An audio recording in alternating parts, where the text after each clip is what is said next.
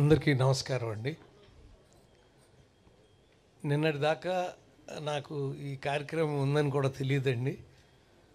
మా బావగారు చిరంజీవి గారు నిన్న ఫోన్ చేసి తెలిసి ఇమ్మీడియట్గా మీరు రావాలండి. అయ్యో మీరు అన్నాక తప్పనిసరిగా వస్తారండి. నాకు ఈ ప్రపంచంలో నేను దైవంగా ఆరాధించే వ్యక్తి మహానటి సావిత్రి గారు.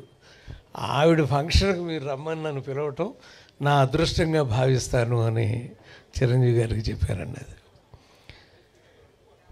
వన్ అండ్ ఓన్లీ కొద్దిమందే ఉంటారండి ప్రపంచంలో. అతి చిన్న వయసులో పెద్దవాళ్ళ మాట వినకుండానే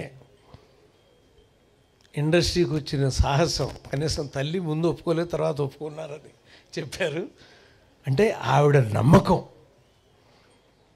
1950లో ఆవిడ 35లో పుట్టి 50లో సినిమాలు ఉన్నారంటే 15 ఏళ్ల చిన్నపిల్లలు మనకు ఎవరు కనపట్లే అసలు అక్కడ ఎదురుగా. 15 ఏళ్ల వయసులో వచ్చి ఎటువంటి వేషాలు వారు వేశారు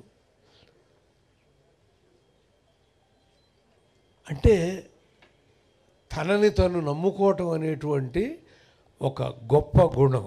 అది వన్ అండ్ ఓన్లీ. నన్ను నేను నమ్ముకుంటాను అని. ఎవరైనా సరే ఈ ఇండస్ట్రీకి వచ్చేవాళ్ళు మిమ్మల్ని మీరు ముందు నమ్ముకుంటే రావాలి అని నేను అప్పుడప్పుడు చెప్తూ ఉంటాను పరుచూరు పలుకుల్లో.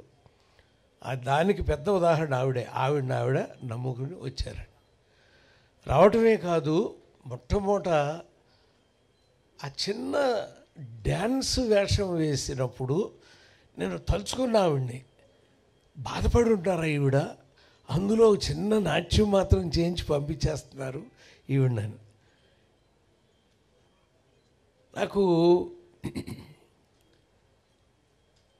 మా అన్నయ్య ఒకసారి సారథి స్టూడియోకి పాపం వేషం కోసం వెళ్ళి ఆ వేషం రాలా ఆయనకి.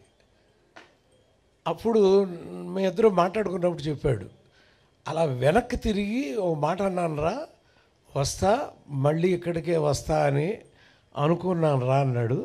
358 సినిమాలు రాసే రచయితగా ఆయన ఎంటర్ అయ్యాడండి. బహుశా సావిత్రి గారు కూడా అలాగే వెనక్కి తిరిగి వస్తా అని అనుకుని ఉండి ఉంటారు. One and only. అంటే ఆ సంకల్ప బలం అనేది చాలా తక్కువ మందికి మాత్రం ఉంటుందండి. నెక్స్ట్ ఎస్వి రంగారావు గారిలాగా ఆవిడ నటించేయటం ఏంటంటే అసలు మధ్యలో వారి వాయిస్తో నటిస్తారు, నటించేసేసి అని మళ్ళీ ఏదో వాయిస్ చేంజ్ చేసుకున్నట్టుగా. ఏంటండి అది?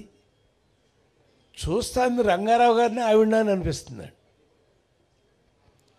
మీకు ప్రపంచంలో ఉన్న అతి కొద్ది మంది నటీనటులకి నవరసాలని కళ్ళతో మాత్రం అభినయించి చూపించగలిగిన వాళ్ళు చాలా కొద్దిమంది ఉంటారండి. అందులో మహానటి సావిత్రి గారు అయితే ఆవిడ ఏమి ఎక్స్ప్రెషన్ ఇస్తుందో, మురళీమోహన్ గారు వ్యాసం చదివాను నేను. ఆవిడ అలా వెళ్ళి ఒక నిమిషం ఆగి వెళ్ళిపోయారు, నాకేం అర్థం కాలేదు. ఆ తర్వాత చూసినప్పుడు అయ్యోమయ్యో అమ్మ ఇదా ఆవిడ చేసింది అని. అంటే ఆ చిన్న ఎక్స్ప్రెషను అనేది ఆవిడకే చెల్లండి. అంటే వన్ అండ్ ఓన్లీ సావిత్రి గారికి మాత్రమే చెల్లుతుంది. తను ఏమి ఎక్స్ప్రెషన్ ఇస్తున్నారు అనేటువంటిది ఆవిడకే చెల్లుతుందండి. అలా ఒక అద్భుతమైనటువంటి నర్తనశాల. కీచకుడు వెంటబడినప్పుడు కానీ ఆ ఎస్వి రంగారావు గారితోనే అది కూడా ఆ నటన చూస్తున్నప్పుడు ఆ కీచకుడు ఒక్కసారి మీకు ఎవరికైనా దొరికితే చూడండి, కీచకుడిని చంపేసిన తర్వాత ఆవిడ ఒక చూపు చూస్తుందండి. మీ ఎంతమంది గమనించారో ఆ చూపు నాకు తెలియదు, కానీ ఒక్క చూపు చూస్తుందండి కీచకుడు చనిపోయినప్పుడు. ఆ చూపుకి ఎన్ని కోట్లు ఇచ్చినా సరే ఆవిడ నటనకి ఇంకా తక్కువే అనిపిస్తుందండి. ఇందుకోసం అంటారా వెధవా ఇంత పని చేసుకున్నావు అన్న ఎక్స్ప్రెషన్ ఇస్తుందండి ఆవిడ కళ్ళతో. అది ఒక మహానటికే చెల్లుతుంది అనిపిస్తుందండి. అయితే నా జ్ఞాపకాల్లో భాగంగా కృష్ణారావు స్ట్రీట్లో మేము ఉండేవాళ్ళం అండి. కన్నమ్మ గారి ఇంట్లో నేను ఉండేవాడిని అండి. ముందు నూతన ప్రసాద్ ఇంట్లో ఉండేవాడిని. ఆ ఎదురుగా ఉన్నది కన్నమ్మ గారి ఇల్లు. అక్కడి నుంచి 1, 2, 3, 4 ఇల్లు అది పిఏపి వాళ్ళు వచ్చేవారు తర్వాత. ఇది సావిత్రి గారి ఇల్లు. పెళ్లి కాకముందు సావిత్రి గారు ఇక్కడే ఉండేవారు చిన్నప్పుడు అని. నేను ఆ కొత్తలో అటు వెళ్ళి ఆ కాసేపు అలా చూస్తూ ఉండేవాడిని. సావిత్రి గారిని చూడటానికి ఎలా కుదరలేదు, కనీసం ఆవిడ ఉండేళ్ళిన. ఆ తర్వాత పిఏపి ఆఫీస్ వచ్చి ఎన్నిసార్లు ఆ గుమ్మం దాటి వెళతా, ఓహో ఇలా ఇచ్చావమ్మా యోగం మాకు, ఇందులోకి నీ ఇంట్లోకి ఎంటర్ అయ్యేటువంటి యోగం అని అనుకునేవాడిని. అలా ఆవిడ ఉన్న ఇల్లు చూడటం, ఇప్పుడు వారున్న ఇల్లునే అందరూ చూస్తున్నాం మనం, ఇన్స్టాగ్రాముల్లో వాటిలో కనపడుతున్నాయమ్మా, మీరు పెట్టినవి అన్నీ కూడా మాకు కనపడుతున్నాయి, అవన్నీ తెలుస్తున్నాయి. అప్పుడు తెలియదు కదా, అదొక ఆశ, వెళ్ళాలి చూడాలి అని. అయితే నేను ఇండస్ట్రీకి వచ్చినప్పుడు పిసి రెడ్డి గారిని బతిమాలా, సార్ నా జీవితంలో ఒక్కసారి ఆవిడ్ని కలవాలి అని నా కోరికండి, అది కావాలంటే నేను వారి ఇంటికి వెళ్ళైనా చూసి వస్తాను అని. సారీ గోపాలకృష్ణ, వారు హాస్పిటల్లో ఉన్నారు అని చెప్పారు. ఆ 16 నెలలప్పుడు అడిగాను నేను. 16 నెలలే ఉన్నారు కదా మా హాస్పిటల్, 19 నెలల 19 months ఉన్నప్పుడు ఆ ముందు నేను అడిగే వెళ్ళి చూడాలి అని. అంటే చూసే అదృష్టం లేదు, కానీ ఆవిడ వెళ్ళిపోయారు.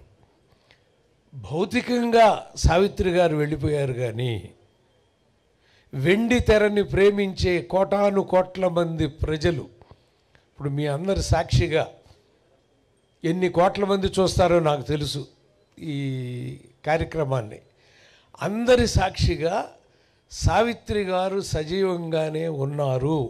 ప్రతి నటీమణి యొక్క హృదయంలో ఆవిడ ఉంటారు, మనం నిత్యం ఆశీర్వదిస్తూనే ఉంటారని నమ్మే వాళ్ళలో నేను ఒకడిని అని తెలియజేస్తూ, అమ్మ సావిత్రమ్మ, నిన్ను చూడలేని బాధ నేను తీసుకుంటాను. చాముండేశ్వరి గారిని చూసుకుని, నీ బిడ్డను నువ్వు చూసుకుని, తనలో నేను చూసుకుంటున్నానని తెలియజేస్తూ సెలవు తీసుకుంటున్నాను. నమస్కారం. థ్యాంక్స్ అండి. అలాగే అల్లు అరవింద్ గారిని వేదిక